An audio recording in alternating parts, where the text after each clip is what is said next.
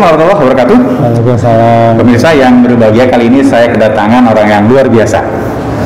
Dia adalah Pak Salman, CEO PT Paragon Technology Innovation, yang memiliki brand Wardah, kemudian KAF dan lain sebagainya. Pada kesempatan ini saya ingin berbincang-bincang dengan Pak Salman sedikit tentang kisah PT Paragon dari awal sekarang, dari awal berdiri sampai sekarang seperti apa. Pak Salman, kalau boleh tahu Bapak, ketika mulai berdiri PT Paragon, ini modalnya berapa, karyawannya berapa Pak? Jadi gini, sebetulnya waktu itu modalnya sudah lumayan Pak, karena kan sebetulnya orang tua saya kan CEO yang satu, yang bapak itu dari CEO, habis itu ibu juga seorang R&D manager. Jadi sebetulnya bahkan operasional sehari-hari itu bisa di cover dari penghasilan bapak saya sebagai seorang CEO. Jadi ini salah satu yang sering kita bawakan di seminar itu, mungkin kesannya kok harus nunggu jadi CEO dulu, cuman waktu itu saya masih ingat usia Pak Subaka itu kurang lebih saya lupa ya, 37 dan 36, jadi 36 tahun kan Pak? Jadi kira-kira Pak Subakat dan Bu Nur membangun usaha ini ketika berusia 36 dan 35 tahun. Betul. Ya, karyawannya berapa Pak? Karyawannya 2. Oh, karyawannya 2 orang? Iya. Karyawannya deh. Brand yang diluncurkan saat dulu, brandnya waktu itu pertama Putri. Oh, Putri dulu. Iya, Putri dulu. Kosmetik ya Pak? Atau Putri itu dari produk salon Pak. Produk salon? Iya. Baik. Tapi yang brandnya naik itu ternyata Wardah, betul? Wardah. Oh, jadi gini, Putri itu sendiri waktu itu sempat jadi market leader karena orang tua saya adalah seorang R&D kan. Betul. Jadi itu kita berulang bilang bahwa memang salah satu suksesnya itu karena menguasai teknik formulasinya. Jadi walaupun masih semi rumahan, tapi udah punya riset setara dengan perusahaan nasional atau internasional gitu. Baik. Dulu ketika awal hanya 2 karyawan, sekarang berapa karyawan Bapak? Sekarang 9.000. 9.000, luar biasa. Dalam waktu 36 tahun Pak. 36 tahun, iya. Awal berdirinya tahun berapa tuh Pak? Awal berdiri tahun 85 Pak. Pak Salman usia berapa ya Pak? Saya usia 5 tahun. Oh, 5 tahun. Tapi dari kecil sudah dididik bisnis dengan melihat orang tua atau gimana Pak? Jadi gini, usaha ini berdiri cukup signifikan tuh, cukup besar, tapi industrinya kan nggak terlalu besar, produk salon tuh nggak terlalu besar Pak. Betul. Nah, saya makanya juga masuknya teknik elektro. Kakak saya kimia gitu ya. Betul. Jadi saya sebetulnya juga tidak merencanakan untuk meneruskan bisnis ini. Tidak dipersiapkan. Jadi dipersiapkan tuh mungkin karena industri ini nggak terlalu besar, kita harus bikin industri lain. Betul. Nah, waktu itu ada kepercayaan dari orang untuk membuatkan kosmetik, kami menekuni, yaitu balik lagi Pak, karena punya R&D. Betul. Akhirnya lama-lama kita menguasai nggak cuman produk rambut, tapi juga skincare dan make up. Iya. Jadi waktu saya masuk masih kecil, jadi kakak saya dulu yang masuk Pak, dimentoring oleh Pak Subakat, orang tua saya. Kakak saya masuk 1,5 tahun, habis itu kakak saya mengajak saya. Gitu.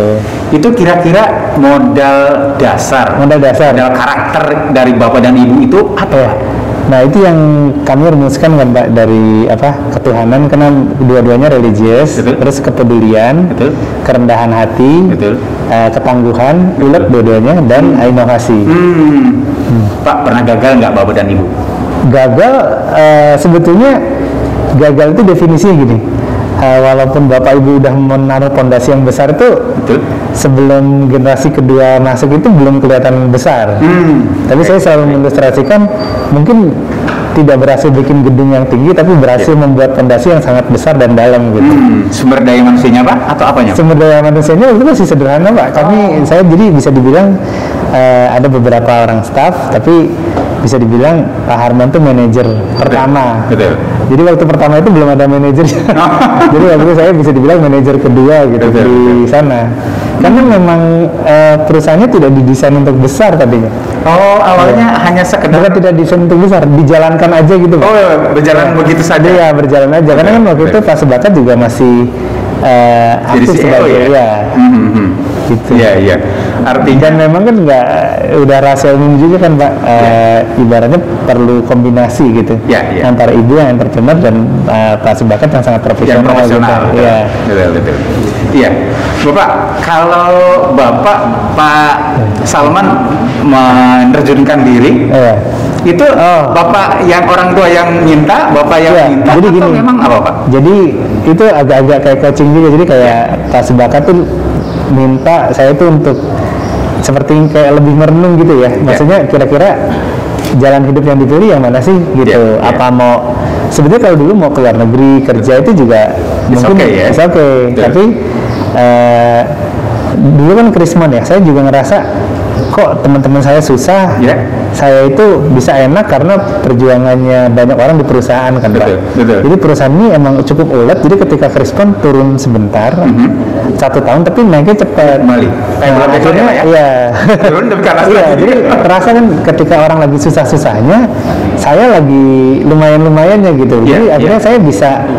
Nah, Pak Subakat itu selalu bilang gini, fairness gitu ya. Kamu tuh bisa kuliah lancar karena support sistemnya bagus. Orang belum tentu bisa dapat privilege seperti kamu gitu lah. Jadi akhirnya saya merasa, pertama kali lulus ya payback ke company gitu. Betul. Pak, kalau dalam bahasa Pak Renal Kasali kan agile itu boleh jatuh, tapi sama lagi Pak. Itu modalnya apa Pak dari Bapak dan Ibunya? Modalnya kayaknya lebih ke humility sama simplicity ya. Orang kan suka ngomong simplicity but not simpler gitu. Jadi sederhana. Subakat pernah punya karyawan sampai 40.000, tapi bisa menerjemahkan nilai-nilainya dalam bahasa yang sederhana. Karena kalau saya langsung belajar gimana mengelola puluhan ribu orang kan mungkin sebagai anak muda ya stres gitu. Jadi memang pendidik lah. Jadi bertahap gitu. Ngasihnya tuh kayaknya pelan-pelan dan bertahap. Berarti Pak Subakat ini di samping sebagai profesional dan entrepreneur, dia juga edukator dong Pak? Banget Pak. Sangat. Baik. Artinya tidak hanya visi bisnis yang menjadi sudut pandang dia, tetapi mengembangkan kualitas karyawan, sumber daya manusia, skala prioritas. Banget itu sangat Iya.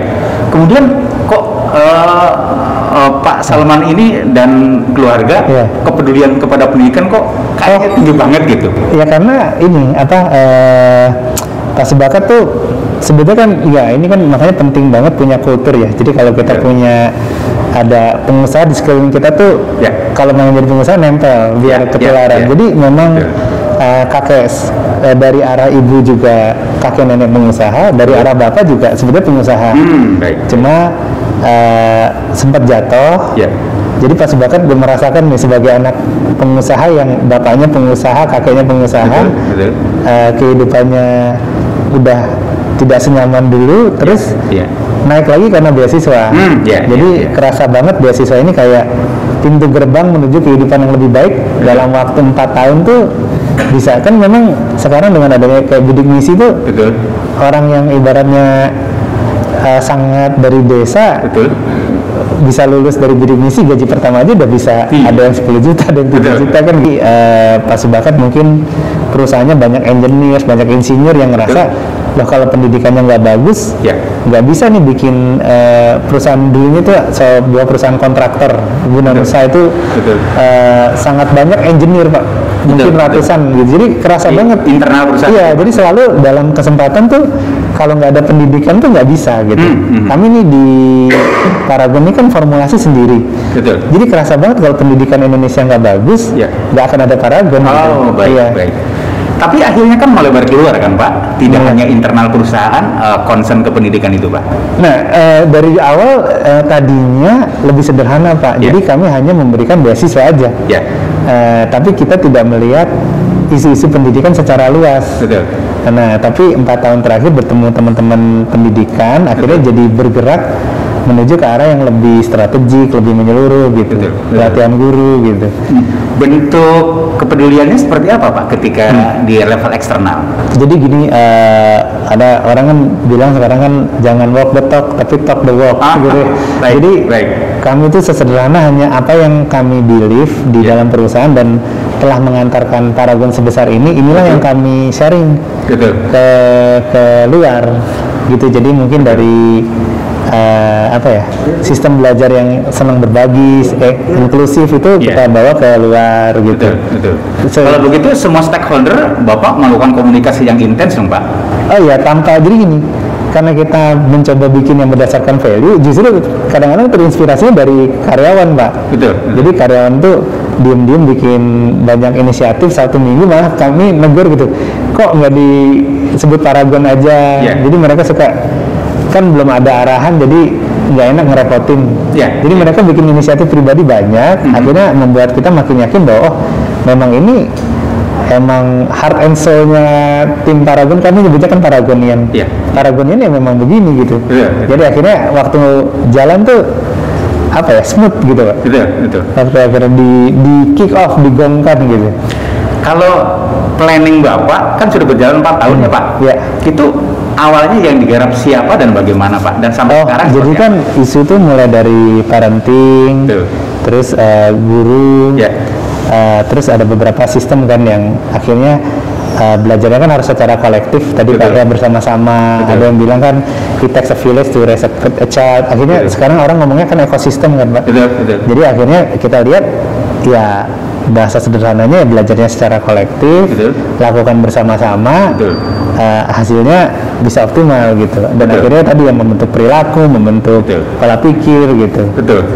Dan ketika Paragon menggandeng wartawan, ini adalah untuk memperluas coverage. Itu Pak. Oknumnya itu Pak. Sebetulnya kami itu selalu melihat jurnalis itu sosok yang penting. Kalau sembari nonton Netflix itu kan ada yang Fred Rogers, jadi gimana ide-ide besar ini jadi arus utama. Nah, jadi makanya barangkali kolektif kan Pak. Jadi kita cuma mikir gimana gimana biar jadi pemberitaan. Kalau kami kan nggak itu, tapi Pak Nurholis tuh ngingetin bahwa ini bisa jadi pengarus utamakan. Jadi apapun ini di mainstreamkan. Satu, kalau Pak Akbar menurut saya itu lebih terjun langsung, jadi bisa dibilang, dan ternyata sambutannya sangat baik. Karena kan saya juga sering bikin jurnalis award untuk penulis feature pendidikan, tapi kok belum ada movementnya gitu. Nah akhirnya Pak Nurholis yang bilang dulu pernah ada movement di sini yang cukup sukses tuh misalnya di penggerak pariwisata, terus anti korupsi gitu. Jadi movement ini memang bisa didesain gitu. Dan kita bisa kerjakan ini bareng-bareng. Ya, akhirnya jadi yakin gitu. Kalau kita meminjam bahasa Mas Menteri Pak, misalkan guru penggerak Merdeka Belajar, kemudian kita punya project itu, program tersebut, Bapak bisa support Pak? Oh iya, sudah jalan. Jadi justru saya sudah melihat program ini kan ternyata sudah jalan ya. Tadi dari radar aja, di radar Tegal aja menurut saya itu luar biasa itunya ya, gerakannya. Dan bahkan nggak disponsorin pun tetap jalan. Jadi saya ngelihat malah justru beberapa daerah pilot project itu udah jalan. Nah, kita siap support. Jadi memang kita bikin kurikulum, coaching movement, Wardah Inspiring Teacher.